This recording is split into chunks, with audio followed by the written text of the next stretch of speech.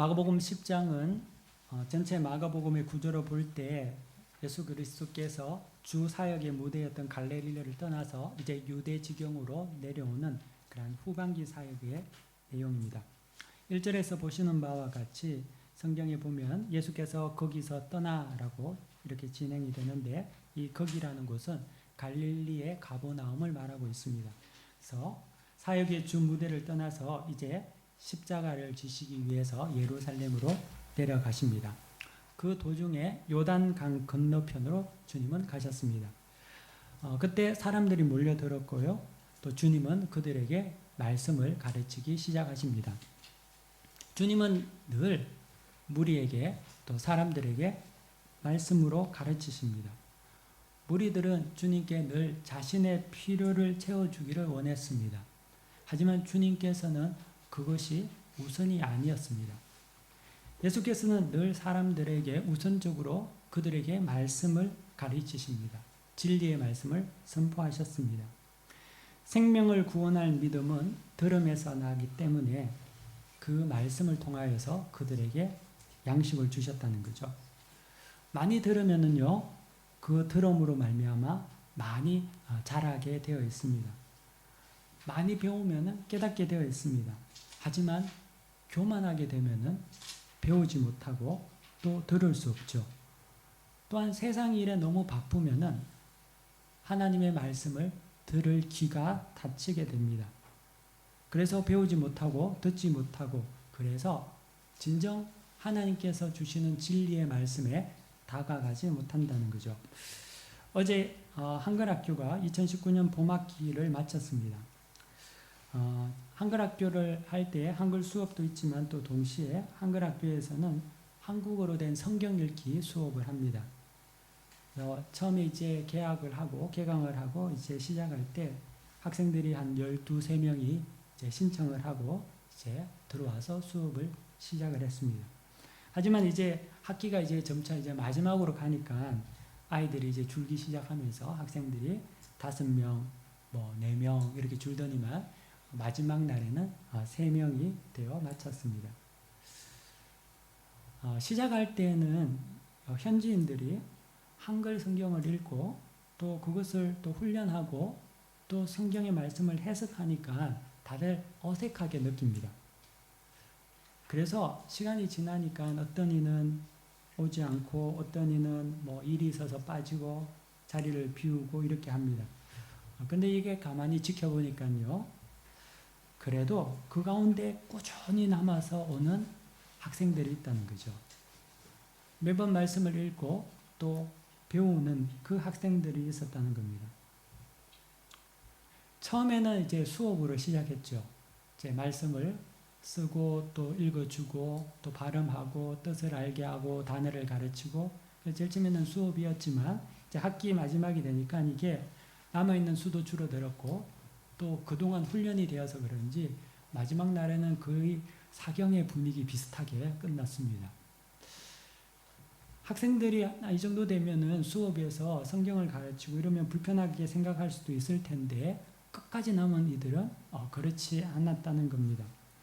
이 크로아티아 말도 아니고 한국말 성경을 읽고 배웠는데 그들의 영혼에 반응이 있다는 것을 느낍니다.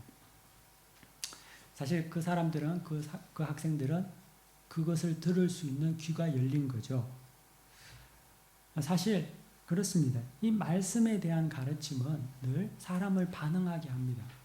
그리고 끝까지 듣는 자, 많이 듣는 자가 하나님의 말씀을 깨달아 알게 된다는 거죠.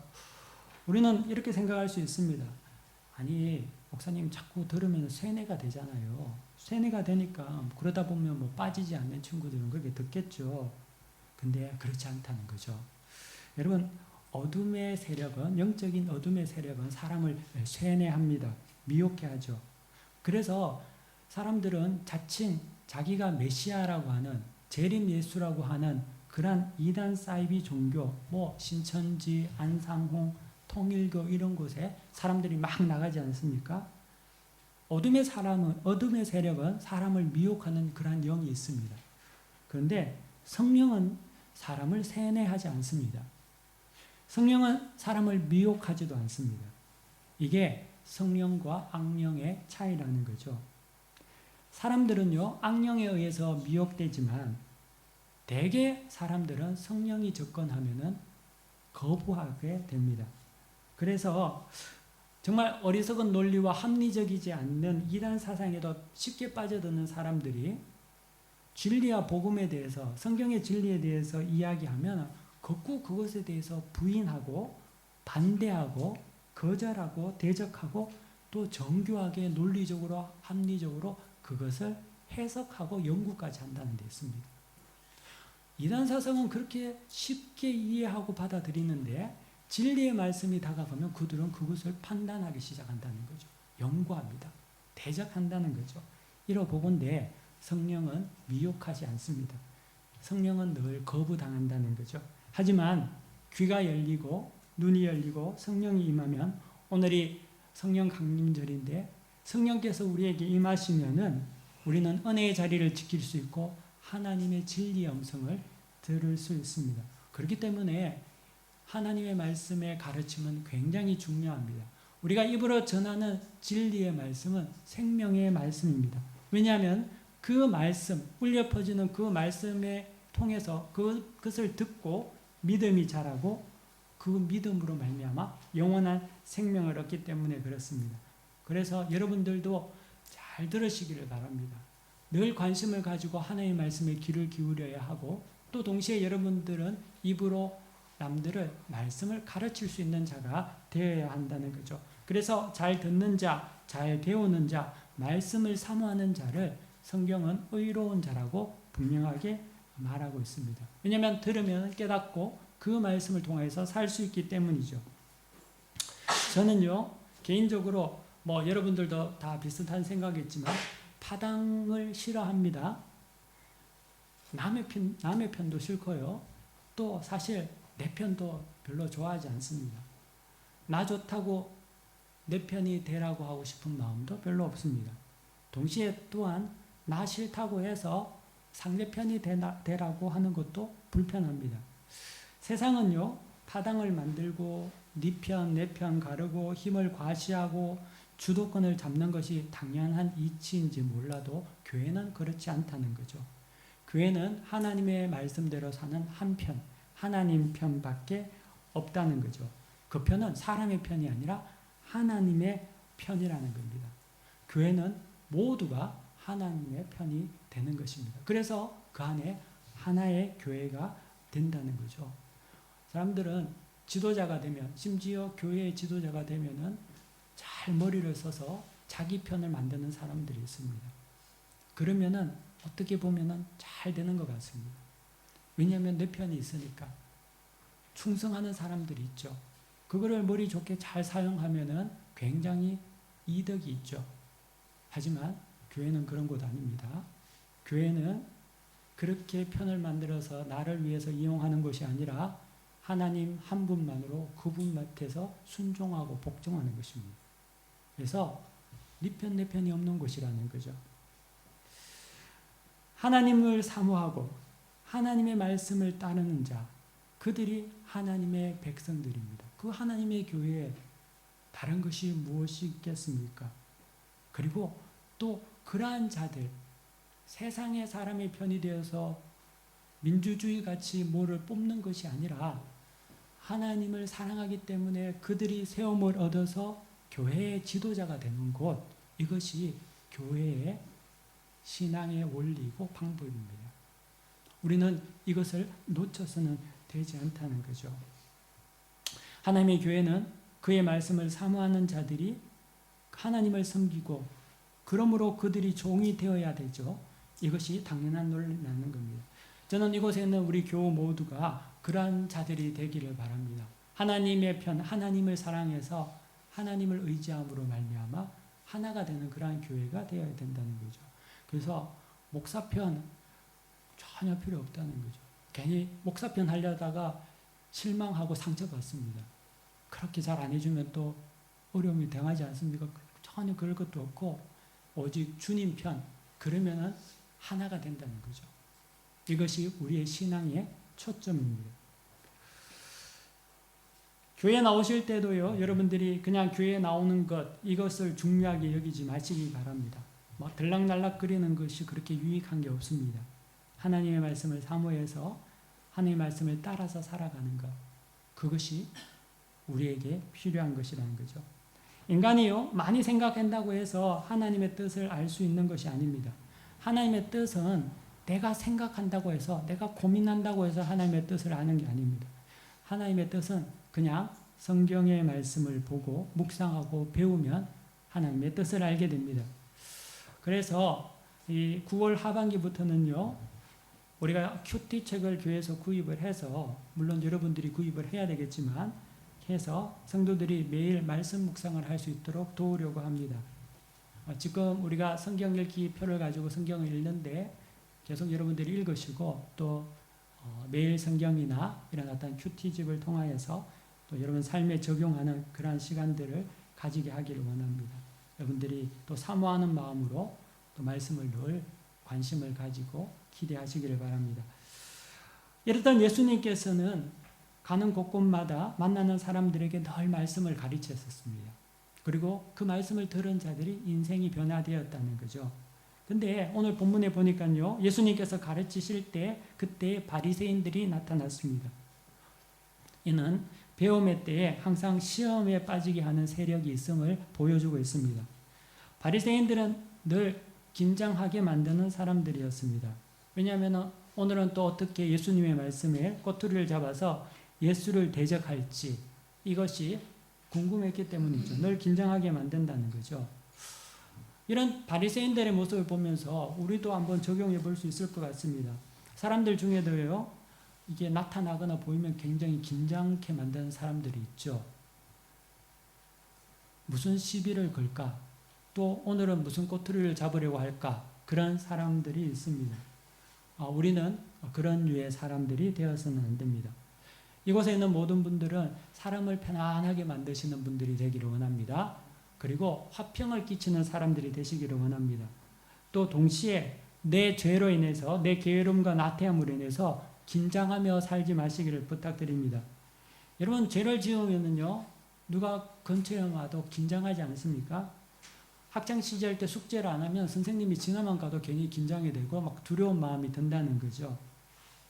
누군가를 긴장케 하는 자가 되어서도 안 되겠지만 동시에 내 죄로 인해서 긴장하며 살아가는 자도 되어서는 안 된다는 거죠. 바리새인들이 예수께 와서 묻는 질문은요, 아니나 다를까 모든 사람을 긴장케 하는 그러한 질문이었습니다. 근데 그 질문은 이혼에 관한 질문이었는데요. 오늘 성경 본문 2절을 여러분 보시기 바랍니다. 우리 함께 2절 말씀을 한 목소리로 읽겠습니다. 시작. 바리새인들이 예수께 나와 그를 시험하여 묻되 사람이 아내를 버리는 것이 옳으니까. 여기서 보는 것 같이 바리새인들은 예수님께 사람이 아내를 버리는 것이 옳으니까 라고 묻습니다. 그런데 성경에서도 마가가 그 앞에 부연하여 설명하기를 시험하여 묻되 라고 이야기하고 있습니다. 이 말은 이 바리새인들이 정말 이혼에 대해서 궁금해서 아니면 정말 그것에 대해서 좀 더 알고 싶은 탐구하는 마음으로 예수님께 신앙 상담을 한 것이 아니라는 거죠. 이 질문은 의도를 가지고 업무를 가지고 사전 모의를 가지고 예수님께 질문한 것이었습니다. 왜냐하면은 이 정황을 우리가 좀 살펴볼 필요가 있는데요. 지금 예수님께서 계신 곳이 유대 지경과 요단강 건너편이라고 성경은 기술하고 있습니다. 근데 이 유대 지경, 요단강이라고 하면은 그 지역 당시의 사람들에게는 익숙한 인물이 있었습니다. 요단강, 유대 광야, 유대라고 하면 그들에게는 떠오르는 인물이 있었다는 거죠. 누구였느냐 하면은 세례 요한이었다는 겁니다. 세례 요한은 광야에서 회개의 복음을 선포했고 또한 요단강에서 세례를 베풀었습니다. 그런데 이 세례 요한이 잡힌 것도 요단강 근처에서 사역지에서 잡혔다는 거죠. 세례 요한에 체포된 죄명이 뭡니까? 죄명은 다름 아닌 헤롯의 이혼과 재혼에 관한 말을 했기 때문에 세례 요한은 잡혔습니다. 헤롯이 동생 빌립의 아내를 빼앗기 위해서 전처와 이혼을 하고 재혼을 한 것을 세례요한이 옳지 않다고 말했기 때문에 체포가 되어서 나중에 참수가 되었습니다. 그러면 지금 이 바리새인들이 예수님께 묻는 이 질문, 이혼에 관한 질문이 정말 그들이 궁금해서 물은 것이 아니라는 겁니다. 더 알고 싶어서 물은 것이 아니라 이것은 예수님을 시험에 빠지게 하기 위해서 물었다는 거죠. 예수님께서 만약에 그들의 질문에 대해서, 이혼에 대해서 긍정적으로 인정하시게 되면, 물론 그 당시 유대 사회가 이혼을 허용하고 있는 사회였지만 이는 세례 요한과는 대조적인 행동을 보일 뿐만 아니라 창세기 2장에 나타나는 하나님의 창조 명령인과 어긋나는 것이 됩니다. 또 만약에 예수님께서 이혼에 대해서 반대한다면, 부정적으로 말씀하신다면 이는 세례 요한이 당한 것 같은 그러한 위기를 처할 수도 있고, 또 그 당시 유대 사회가 이혼을 허용하고 있었기 때문에 모세의 율법에 대한 반기를 드는 것 같이 보이는 그러한 아주 얄궂은 질문이었다는 거죠. 그래서 주님은 이 답에 대해서 사람들이 생각하기에는 이러지도 저러지도 못하는 그러한 질문을 한 것이죠. 예수님은 사역 도중에 일어났던 많은 질문을 받습니다. 예를 들면 가이사에게 세를 바칩니까 맙니까? 이런 어떤 질문들을 하죠. 그런 어떤 자들은 어떻게든지 미끼를 던지고 올무에 놓기 위해서, 올무에 잡히게 하기 위해서 그런 어떤 예수님께 질문을 하고 있습니다. 그런데 본문 한번 3절 4절을 보십시오. 그럼 예수님께서 이렇게 대답하십니다. 대답하여 이르시되 모세가 어떻게 너희에게 명하였느냐? 이르되 모세는 이혼 정서를 써주어 버리기를 허락하였나이다 라고 대답합니다. 예수님은 그들은 궁금한 것이 이혼에 대해서 질문을 했지만 주님은 역으로 결혼에 대해서 이야기를 하고 있다는 거죠. 그러므로 그들의 질문에 잘못된 것을 고쳐주고 있습니다. 여러분, 사람의 문제는 무엇입니까? 그것은 하나님의 원래의 뜻, 즉 다시 말하면 결혼에 대해서 관심을 가지고 부부에 대한 관심을 가지기보다는, 또 그 말씀에 순종하기보다는 자기들이 원하는 뜻대로 하나님을 양보시키고 또 하나님과 타협점을 만든 후, 그것이 이혼이죠. 그것이 마치 진리인 양 받들어 숭배한다는 데 있다는 거죠. 그래서 하나님의 원래의 뜻은 저버리고 자기의 뜻이 감미된 변질된 수정안을 가지고 그것이 마치 진리인 양 호들갑을 떤다는 데 있습니다. 하나님께서 주신 명령인 최선은 거부하고 차선을 최선과 같이 이용한다는 데 있습니다. 그게 오늘 성경 본문에서 나타나는 이혼 정서가 그렇다는 거죠. 이혼 정서는 하나님의 최선이 아니라 인간의 탐욕과 완악함으로 인해서 준 차선의 방법이었죠. 그런데 바리새인들은 그 차선을 가지고 마치 그게 최선인 양 예수님께 질문을 하고 있다는 겁니다. 주님께서 그들에게 모세가 어떻게 명했느냐라고 이렇게 물었는데, 그 물으신 이유는 예수님이 모세가 무슨 말을 했는지 몰라서 물은 것이 아니죠. 예수님이 몰랐겠습니까? 아니죠. 예수님께서 물으신 이유는 그 이혼 정사라는 것이 하나님께로부터 왔는 거냐, 아니면 사람 모세에게 왔느냐 라고 물으신 겁니다. 하나님이 우선이냐 사람이 우선이냐를 묻고 계신다는 거죠. 바리새인들은 사람이 우선이 된 타협점, 양보된 무엇인 걸 가지고 이것이 마치 하나님의 명령인 같이 이야기하지만 주님은 그것을 간파하시고 너희들은 누구의 말을 들을 거냐? 사람의 말을 들을 거냐? 하나님의 말을 들을 거냐? 라고 묻고 계신다는 겁니다. 결론은 뭡니까? 모세가 아니죠. 하나님이죠. 하나님은 인류에게 결혼을 말씀하셨지 이혼을 말씀하신 적이 없거든요. 그런데 이 모세는 인간의 완악함으로 인해서 차선의 방법인 이혼 정서를 주라고 했던 것입니다. 현대는요, 여성의 인권이 신장되었고 또 사회적 지위가 높아졌기 때문에 여성들이 경제적으로 자립을 할 수 있습니다. 그러한 시대죠. 하지만 여러분 2000년 전으로 돌아가면은요, 남편이 없는 여자는 생존의 위기를 갖게 됩니다. 그들에게는 전혀 먹고 살 그런 어떤 방법이 없습니다. 그래서 성경에서 늘 이야기하는 것이 과부와 고아는 구제의 대상입니다. 그나마 이혼하고도 이혼 증서를 받은 여자들은 다시 재혼할 수 있는 가능성이 있습니다. 하지만 이혼 정서를 받지 못하고 버려진 여자들은 재혼도 하지 못하고 집으로도 가지 못하고 갈 곳 없는 정말 처량한 신세가 되고 만다는 거죠. 그리고 그 여인들은 먹고 살기 위해서 할 수 있는 유일한 방법이 몸을 파는 것, 매춘밖에 없다는 겁니다. 그래서 창기가 되는 것이죠. 모세는 이런 인간의 완악함을 알았기 때문에 인권을 유린하는 그 당시의 여성을 위해서 그들을 살리기 위한 자구책으로 이혼 정서라도 써주라고 했습니다. 그렇게라도 하지 않으면 여성들의 고통이 가중하기 때문이죠. 근데 예수님은 이것을 분명하게 간파하고 지적하셨습니다. 성경 본문 5절에 보면은 너희 마음이 완악함으로 말미암아 이 명령을 썼거니와, 이혼 정서는 너희들이 완악하기 때문에 자손으로 준 거지 하나님이 하신 명령이 아니라고 말씀하고 계신다는 겁니다. 그것은 진리가 아니죠. 또 하나님이 원하시는 바도 아니었답니다. 하지만 바리새인들은 지금 이혼이 마치 하나님의 뜻인 양 호도하며 자신의 완악함을 가지고 최대한 그것을 통한 자기들의 쾌락과 자기들의 욕심을 누리려고 한다는데 문제가 있습니다. 인간의 완악함이 이렇습니다.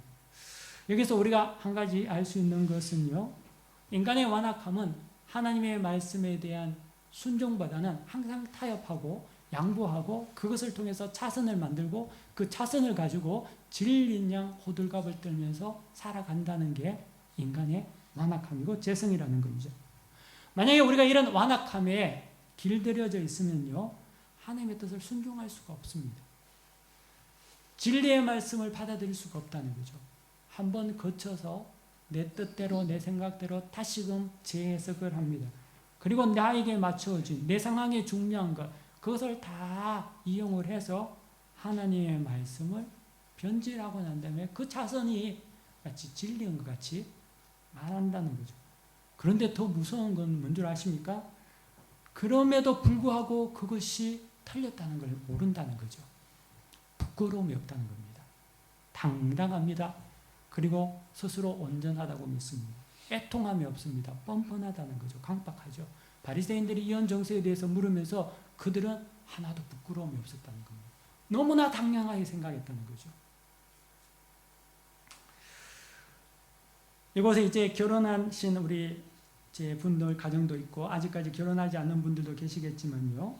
결혼해서 살면서 이혼을 한 번이라도 생각 안 해본 사람은 없겠죠. 한 번씩은 생각해 보겠죠. 아닙니까? 누구나 한두 번 생각하죠.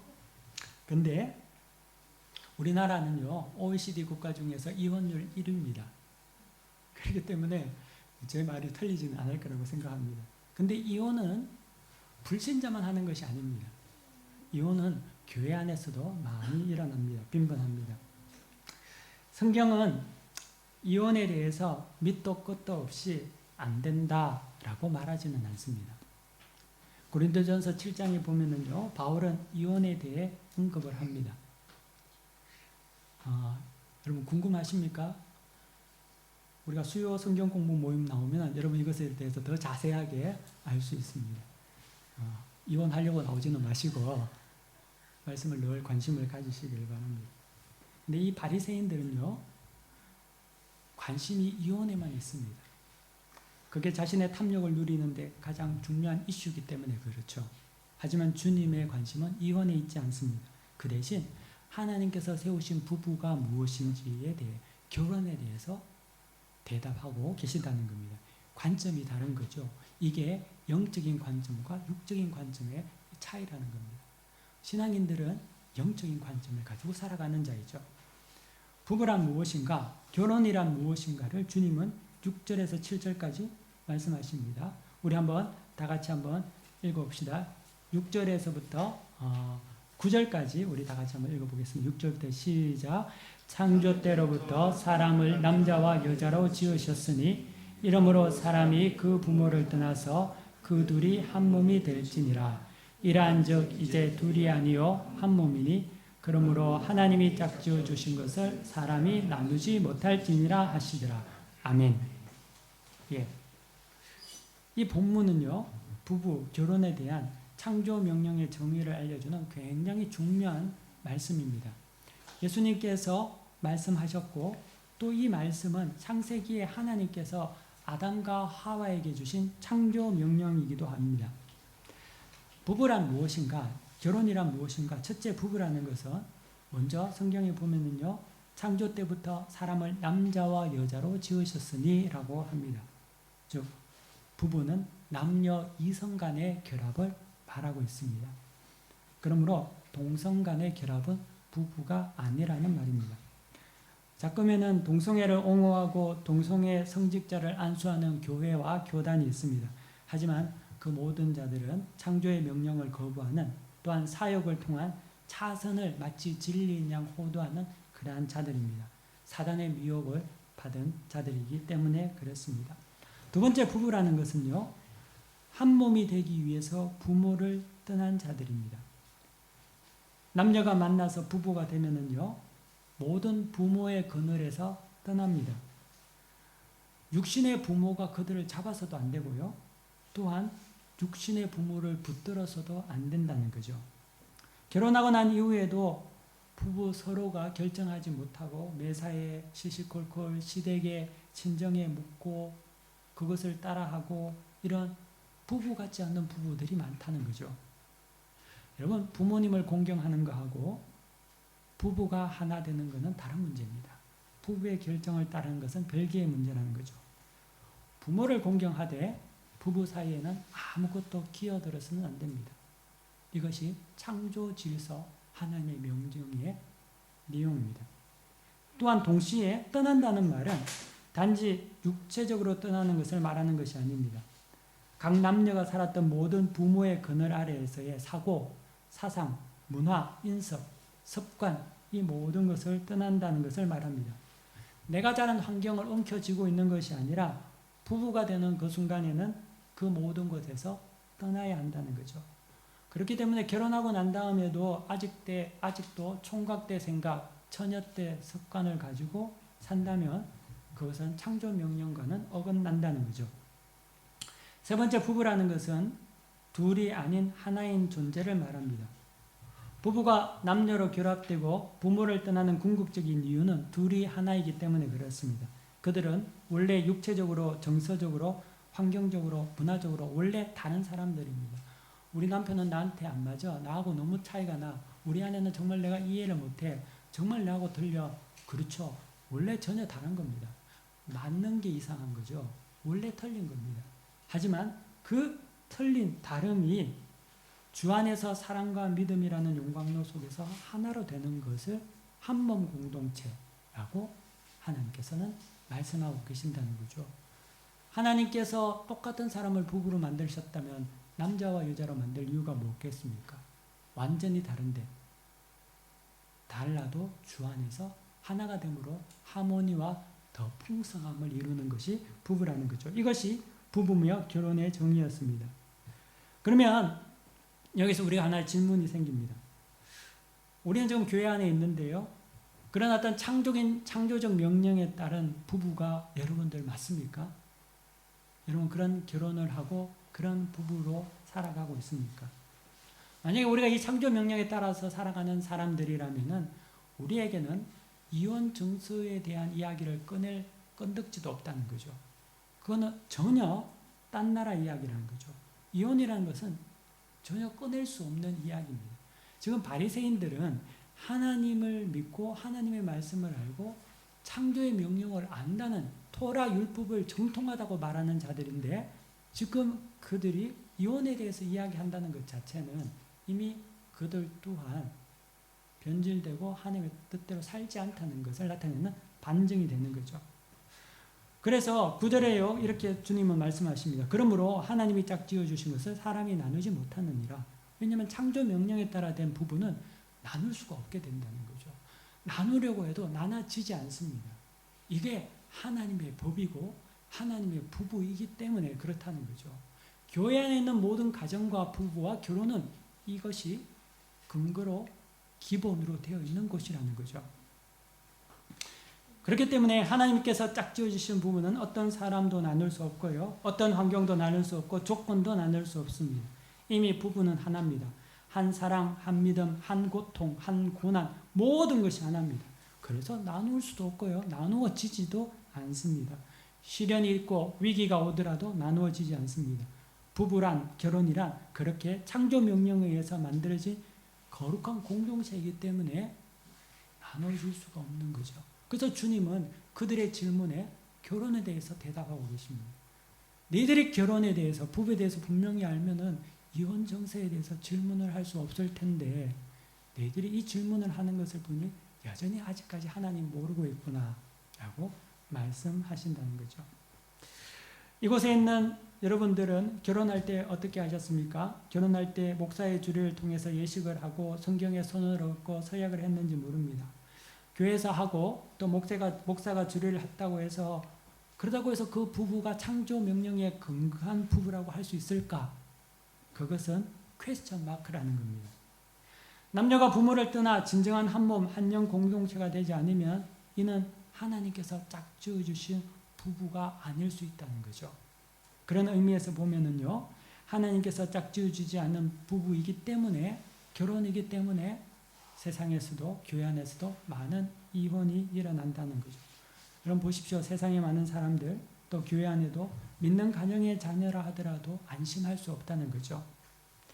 신자 가정 가운데서도요, 수많은 자녀들이 이 부부에 대한 창조 명령에 대한 순종과 깨달음보다는 자신의 탐욕과 안목의 정욕과 이성의 욕심에 이끌려서 배우자를 구합니다. 또한 신자인 부모도 그것을 부추깁니다. 세상의 안목과 정욕을 따라서 그것을 부추기죠. 배경과 욕심과 안목을 따라서 부부가 되는데 그렇게 되다 보니까 하나님의 명령이 아닌 많은 문제들이 생기고 또 결혼하면 안 되는데 그렇게 해서 어려움을 겪습니다. 그래서 세상도 교회 안에서도 이혼이 다반사가 되고 말았습니다. 어떤 신학자가 마가복음 10장 9절의 말씀을 아주 기가 막히게 주석을 했습니다. 그가 이렇게 말했습니다. 하나님이 짝지어 주신 것은 사람이 나누지 못하지만 사람이 짝지은 것은 하나님이 나누신다. 그 말이 옳은 것 같습니다. 사람이 짝지은 자들은 깨어주고 부서지고 나누어지죠. 주님은 이혼에 대해서 묻는 바리새인들에게 이혼의 가부를 말씀하지는 않으셨습니다. 대신 부부에 대한, 결혼에 대한 하나님의 창조 명령을 대답해 주셨습니다. 사랑하는 성도 여러분, 여러분의 가정은 어떠한 가정입니까? 하나님의 창조 명령에 건강한 가정이 되어야 할 줄 믿습니다. 그 가정은 분리되지 않습니다. 그래서 이 창조 명령, 부부와 결혼의 의미를 우리가 다시금 마음에 새기기를 원합니다. 그러면 절대로 실패하지 않는 우리 모두가 될 줄 믿습니다. 다 함께 기도하겠습니다. 거룩하신 하나님 감사합니다. 오늘 우리에게 주신 말씀을 통하여서 우리의 가정과 또 우리의 부부가 어떠한 창조 명령에 근거해서 세워진 것인지를 다시금 우리 마음에 새기게 하여 주시옵시고 정말 아름답고 복된 하나님의 명령을 따른 그러한 공동체 가정, 한몸 공동체 되게 은혜를 다하여 주옵소서.